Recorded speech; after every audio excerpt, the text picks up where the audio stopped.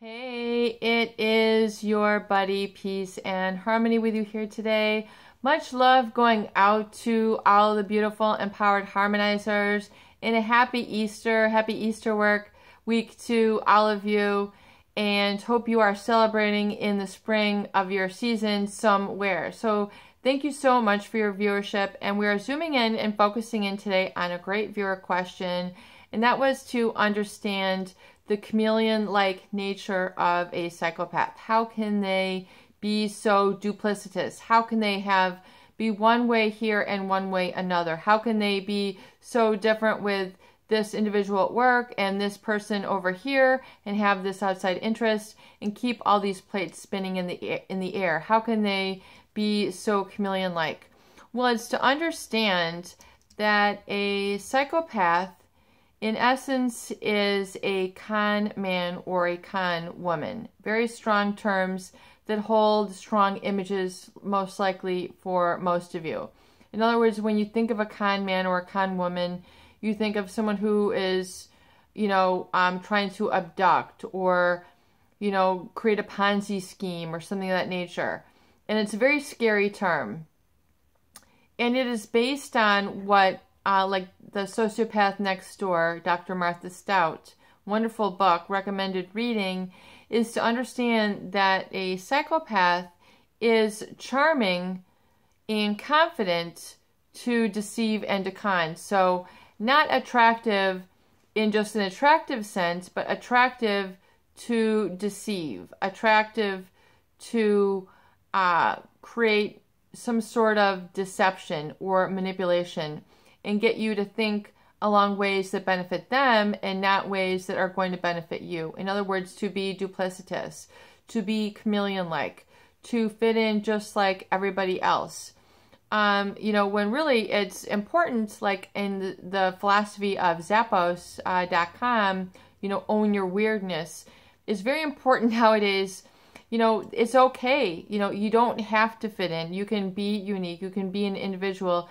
You can be a creative, expressive individual. In fact, it's so important nowadays more than ever with so much stimulation and information to be able to be your own person and not just feel like you have to be a cookie cutter. So there's a value to standing out, to being a leader, to being unique, because really today's marketplace is all about ideas. It's really all about that innovation. That's really where a lot of my passion is in innovation, creativity, and helping to empower others. So it doesn't alarm me to, stand out or to be an individual, because I'm doing this in congruence and for a higher calling. So, and Zappos believes that too, be an individual, because once you're an individual, it'll free others to be unique also. They won't feel so held back. So anyway, the chameleon-like nature of a psychopath is so that they can pretend to be a cookie cutter. So if they can pretend to be a manager here, or a father figure or a mother figure, and then over here be interested in politics, or be like a little girl or like a little boy, very infantile, very juvenile, and over here be very sophisticated. Everybody has a spectrum of all these. I mean, you might sit in your warm-up suit, you might sit in your dress up for a wedding, you might go to a concert. I'm not talking about just that, change of being comfortable and being dressed appropriately. I'm talking about a change of personality where they can be, very, very different, very chameleon-like, just like you might see in the studies of, underwater habitat and how, like octopus, they can change their appearance. If they're in the coral, they can all of a sudden look ripply and have black and white spots that fit into the coral. And when they swim over here, they might be just pink. And then over here, they adopt a new, they have color changing ability. And really, psychopathic individual have this quality of chameleon-like, where they can almost change their aura, if you will. This is all very esoteric, etheric energy talk.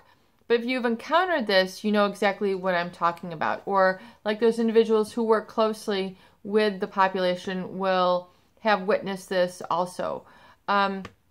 So it is to understand that they do this to derive what they need from that situation with no loyalty, with no attachment, with, it's just, people might say, oh, they move through different groups of friends very quickly.